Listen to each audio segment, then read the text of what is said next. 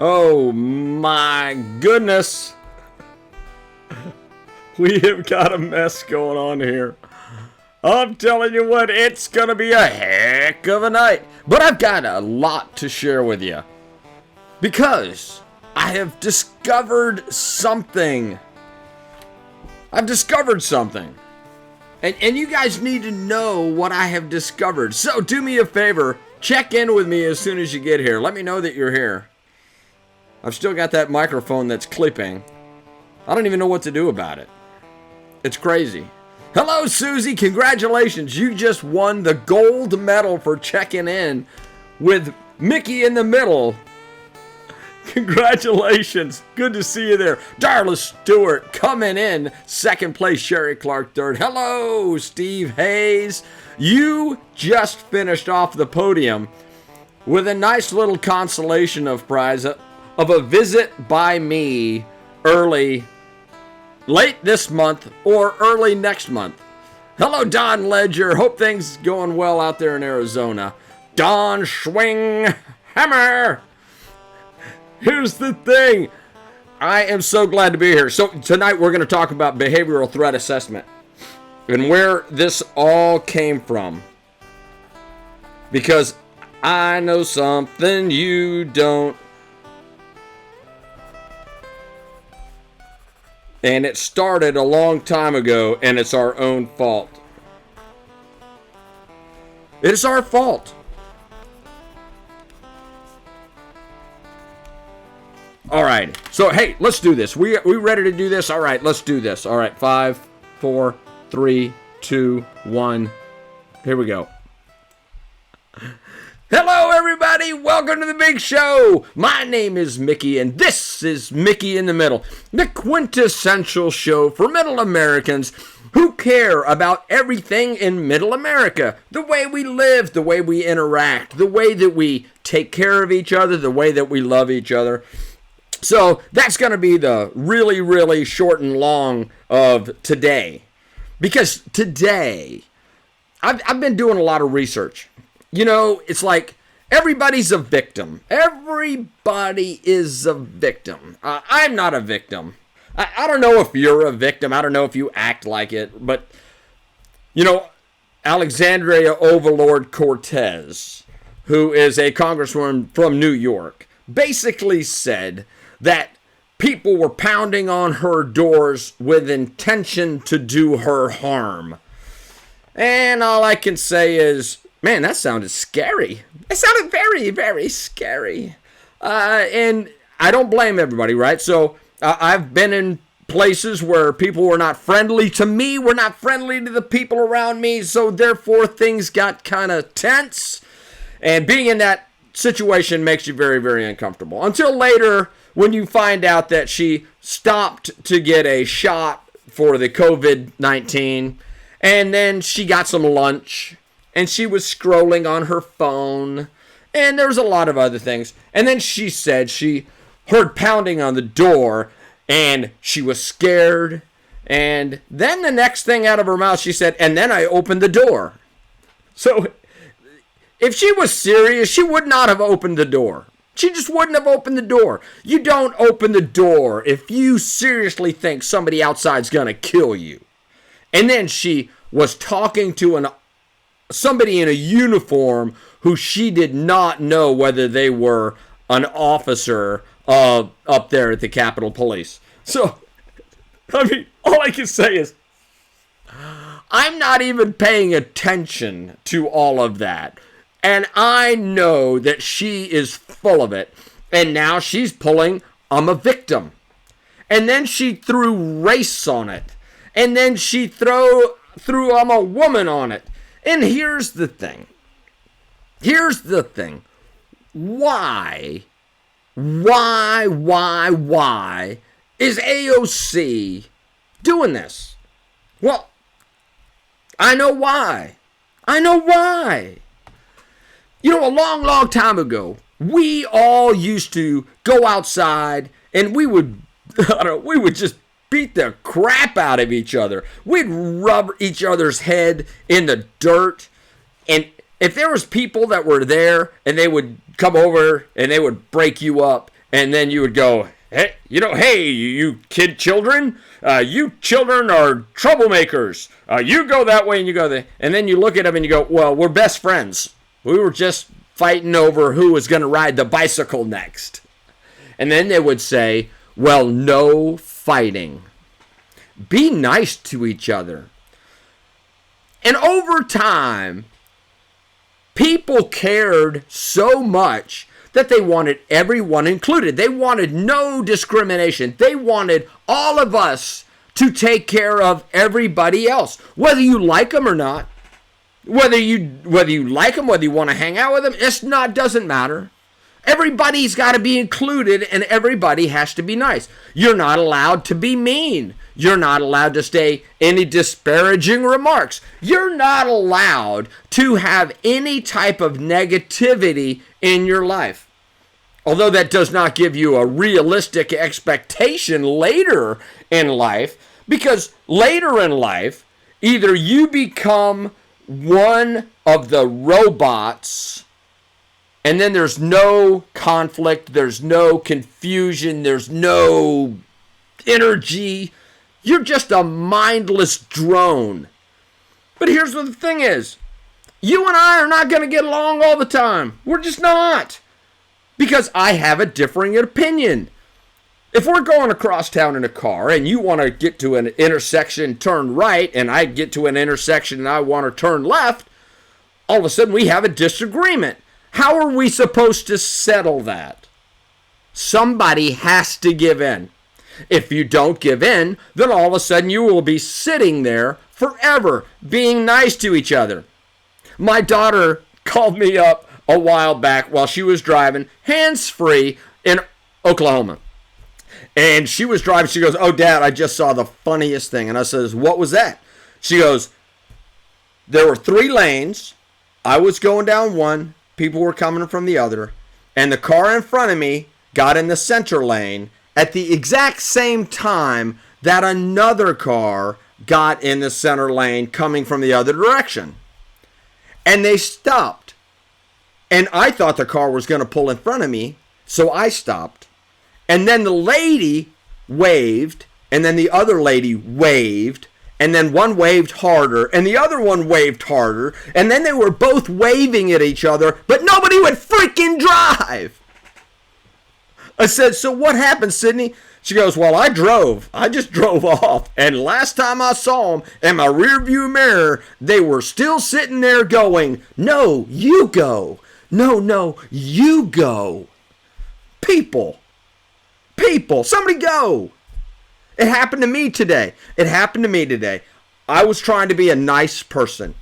I was driving 45 miles an hour, and a car pulled into the center lane the traffic was busy. And a car came out of a parking lot and pulled into the center lane and put on the right blinker, and I was way back. So I started slowing down, anticipating them coming in. And they accelerated, and then they stayed in the lane. So I slowed down a little bit more, and they accelerated a little more. But they would not get over. They would not get over. So finally, I accelerated past them, and I looked at my dad, and I said, that's my bad. That's my bad. I was trying to be nice to them to let them slide over, and they were trying to be nice to me in order to not cut me off. But I had the right of way. Somebody had to make a decision. So finally, I had to make a decision. But that's what's happening in our society out there. Everybody wants to make a decision, but everybody wants to be nice. And then what happens is now everybody that makes a decision that somebody doesn't agree with, all of a sudden you hate the other person because you made a decision that is not what they would have done. So now everybody's getting offended. Because everybody's getting offended now, everybody's a victim. And it's absolutely insane that nobody is understanding or nobody is relenting. And all of a sudden now everybody has got this level of hatred going up. And I'm telling you what, the vitriol is real. These people mean it. They're like, you're a racist. I'm like, oh my God. I've been on the planet for 58 years. Do you know how many real racists I have run into? Maybe 5, maybe 10. If I've run into more of that, and I got 3,000 Facebook friends. If I've got more than 5 friends that are hidden racist, then we're doing okay as a country. Because those numbers are very small. And they hide it well. And I'm just saying, you're transphobic. Who's transphobic? No, some people probably are. But now most people don't care. They don't give a shit. They don't give enough of a damn where they care whether somebody is cross-dressing or whether they're trans or whether they're gay or lesbian. And this whole thing about you're religious so you hate trans people. I don't buy that. Don't buy it. Might not go with the culture, might not go with the lifestyle, might not be in accordance with God in their opinion, but it doesn't mean that they hate them. So where did this come from? Where did it come from? Where did it come from? It came from us. It came from us. Nobody's allowed to be mean in school anymore. You ever heard of that bullying thing? Remember when one of the first ladies tried to get rid of bullying? Well, they did that throughout the entire school system. And it wasn't the last president or the president before that or the president before that. So it had to go all the way back to the Bushes, right? No drugs and no everybody be nice. So they tried to get rid of it. And they implemented throughout all of the school systems. And all of these kids that were taught to anti-bully and to report everybody else. And, hey, look here, if anybody's mean to you, you're supposed to do something. And then you call up the parents at a school, and the administrators will call up a parent, and the parent would go, I want the bully punished. Nobody's allowed to be a bully. My child is a victim. Instead of just letting kids be kids and working them out themselves. Because here's what the deal is. Kids will eventually work it out themselves until they're at least 14 or 15. But now it is taking those kids, and now all of those kids, how old are they? Well, they're between the ages of 40 and 20. So everybody that's above the age of 40 is like, yeah, that dude punched me in the mouth last weekend. Oh, did you call the police? Oh, hell no, I had him over a picnic and we drank beers on Sunday. Punching them Saturday night, drinking beers with them on Sunday. How many times does that happen to old folks? But guess what? Young people can't handle that now. They don't have the ability to do that. And the problem is it's getting worse. It's getting worse. It's getting way worse. So what I'm about to tell you, it's getting way, way worse. So, all right. So let's see what some of the comments said. Congresswoman 2 doors down said, no, she's full of crap. Don, easy, buddy. Look at her accomplishments. That's why she did it. Yes. She's an accomplished bartender. She's got her degree from NYU in accounting. I think it's accounting, maybe international affairs. Big problem, Burger King versus Taco Bell. That's my problem, dude. But now I'm on a different diet, so now I'm just sticking with salads and chicken breasts. So, and then Lance Jones. Hey, Lance Jones said, "Hey, Mickey, did you see next thing on Biden's admin? They want to kick all the conservatives." I did. Here's the thing. I don't know enough about that, but I will be researching that, and then I will be getting back on that. So I heard that, but I will be doing it. As a matter of fact, let me go conservatives, because I don't want to forget that. I heard it in the news today. All right, thank you very much for that. All right, so back to my show notes. All right, so these are the prodigious show notes. All right, so here's what happened. All right, so I'm going to read it. So what happened was the Department of Energy said, how in the world can we better take care of the kids in school, and what can we do to make sure that we propagate the no bullying idea. And what they did is they came up with teams called came up with a concept called behavioral threat assessment. So now it's implemented in schools all across the country. It's called a behavioral threat assessment. And the people that are on there are the Department of Department of Education, Department of Justice, law enforcement, school officials, law enforcement officials, and then school boards, principals, teachers, parents, and then school resource officers who are supposed to kind of coordinate all this. So when cops went into school, they kind of took it away. But here's what the thing is. Administrators in most schools do a really, really good job. Other administrators in school do an absolutely horrible job. So they came up with this thing called the behavioral threat assessment. And what's supposed to happen is every kid that is supposedly a behavioral problem is supposed to go through this. So they came up with education plans against bullying, for inclusion, for diversity. Nobody's allowed to get into trouble. And then cell phones came along. And now all of a sudden cell phones came along. So conversations became bullying.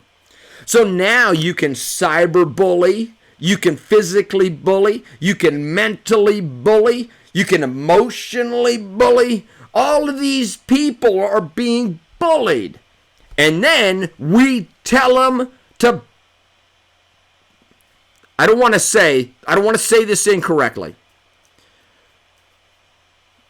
We have failed those kids by not giving them a proper understanding of what bullying is and how it really is a thing that happens over time. So it's a repeating pattern over time.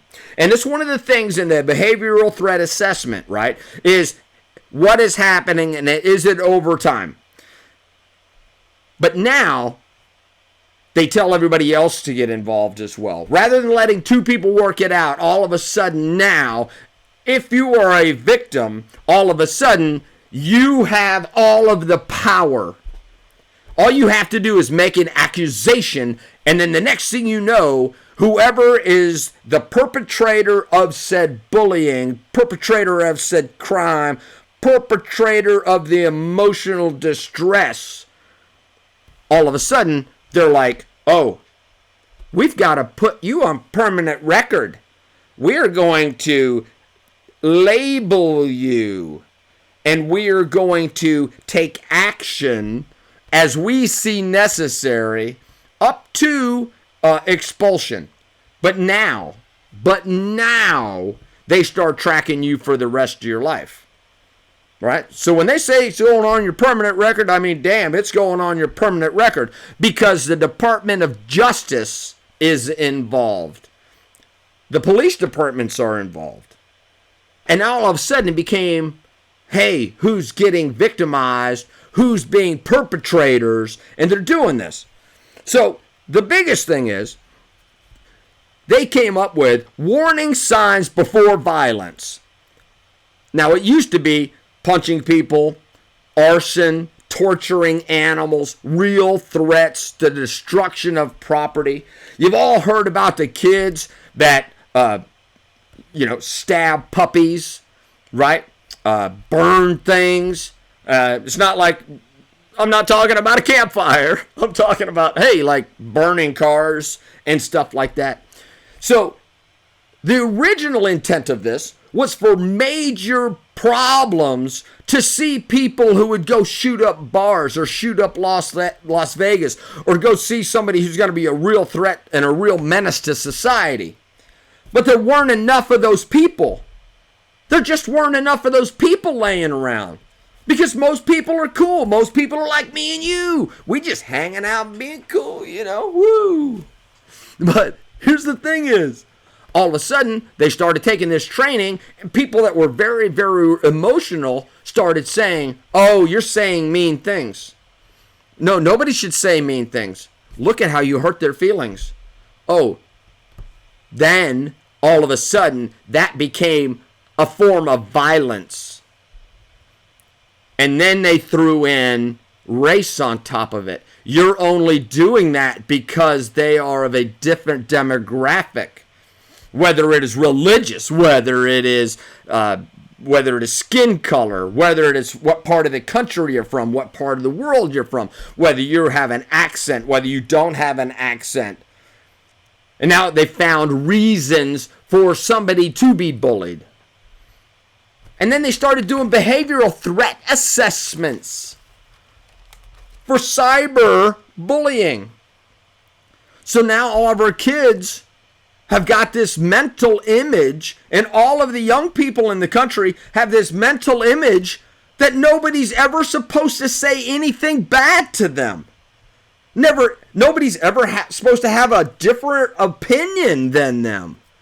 And that if you have a different opinion and it really means something to them, you are a bully and you are inflicting violence upon them. Think about the language they're using up for the insurrection. It wasn't really an insurrection, right? It was a riot and it was bad, but it wasn't an insurrection. People went and they occupied the space, much like Occupy Wall Street occupied space, much like Chaz and Chad occupied parts of Seattle, much like the people in Portland, Oregon that have recently taken over a hotel, or people that are taking over houses in the name of nobody should own a house. So when they do that, all of a sudden, if somebody goes into the Capitol, all of a sudden, that is interpreted as the most violent thing that you can do because they said mean things before it, and they match a behavioral threat assessment. And because they match the behavioral threat assessment, look what they just did to the congresswoman up in Congress who was removed from her congressional committee appointments based on the language that she used outside and before she became a congresswoman. Oh, she said mean things. She's a behavioral threat. Are you a behavioral threat? That's what it is, right? Every hurt or slight is harmful these days. It is considered violence against someone's emotional state, mental state, putting them in physical danger through your words, through your posts, through your actions or looks. Somebody actually, I think it was AOC. I'll attribute it to her anyway. He looked at me the wrong way, talking about the cop that was outside of her door on the 6th of January, whenever they did that riot insurrection thing up there, right? He looked at me the wrong way. He was dressed in a Capitol Police outfit. Just saying. But I didn't know whether he was the bad guy. Well, now you know. You have a really bad problem. But now, you know, the way that they're doing behavioral threat assessments is I really have to go look and clean up what I'm doing. I'm going to have to drop a couple of my favorite groups because they are funny. They are hilarious. And I post stuff on there all the time about sarcasm, about implied violence, about, I don't know, anything can be interpreted anyway. But we get down to the point where, remember when I was talking about those two cars coming together and the person saying go and the other person going, no, you go. What that is when somebody doesn't do that, all of a sudden they go, well, she wouldn't go. She was inflicting violence upon my emotional state because she did not agree with me that she should go. How ridiculous is this?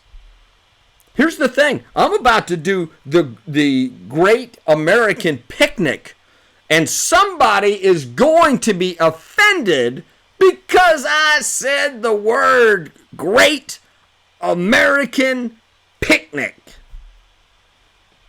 They're going to go, well, you're not including everybody. Well, here's what the thing is. We live in America, right? We are Americans, and everybody in the country is invited. Maybe I need to rename it the Great America Picnic. I don't know. Everybody's invited.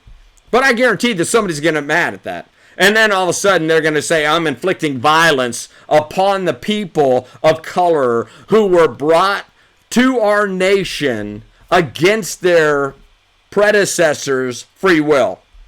And that if it weren't for people like me, they would have been born somewhere else. I'm just saying, it's coming. I'm expecting it. I don't even know how to handle it. But here's the thing is, they're going to say that I'm being prejudiced against immigrants, against illegal immigrants, against people that are here on work visas, and that I am excluding everybody else in the world. But I'm telling you right now, if everybody else in the world wants to do it, they can do it. Think about it. They're coming. I'm trying to do something great, and they're going to come. And somebody's going to say I'm inflicting violence on somebody because they're doing a behavioral threat assessment that is way out of school. The thing about this is, if you accuse someone of being violent in this way, then nobody can disagree. So if you're a woman and you say something, nobody can disagree with you. If you're a person of color, nobody can disagree with you. If you are religious, not religious, if you're trans, if you're gay, lesbian, it doesn't matter. If you say it and you say that they have inflicted a violence upon you, then that means that everybody, that makes it valid.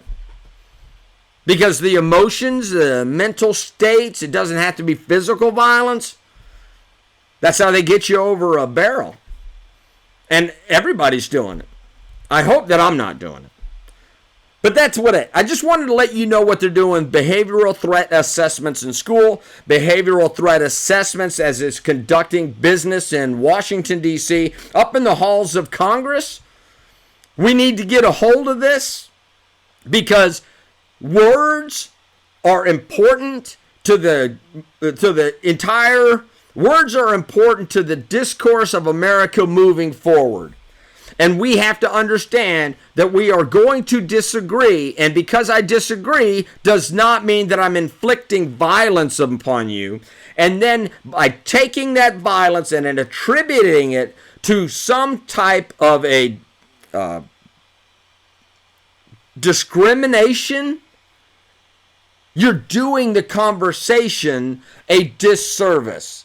And I equate it to that disservice, having a conversation with somebody, and then the first person that cusses in the conversation is wrong. And it no longer has to do with the discussion or the disagreement. Whoever cusses first loses. And then the conversation all stopped and focused on the curse word and the lack of respect that somebody would use using a curse word. You've been there before. I know that I've been there before. You can say, hey, look here, you put the engine on the airplane upside down. And they go, no, I didn't. Well, I'm looking at it. What proof do you have? Well, it's right there on the wing. Well, I didn't do that. You've got greasy hands, all the tools, the engine is on the airplane upside down. Damn it! And they go, oh, you cussed at me. Oh, why did you cuss at me? I need a whoopee. I need a psychologist. I need somebody to hug me, take care of me. And, oh, by the way, you're a victim. That's what's happening.